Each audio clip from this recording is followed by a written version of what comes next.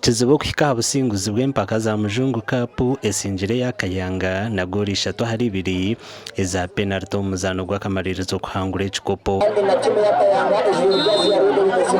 Empaka ezi zibiri zitebeekanisibwa omunyamizano Advan Mbabazi ogenderire kutungura ebyemizano mu district ya Ntungamo.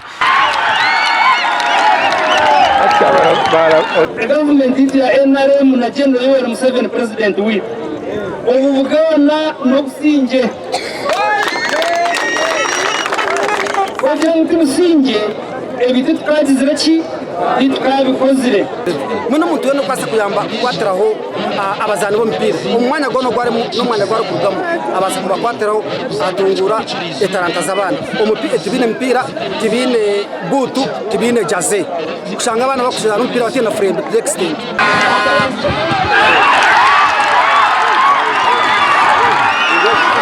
Timu ya Kiziba abasinjire bahirwe medali ekikopo hamwe n'emitwaro 50 kandi timu zona nazo zihirwe biconco. Ngwatanisa na timu na n'abantu bona okugira ngo turwane sobworo.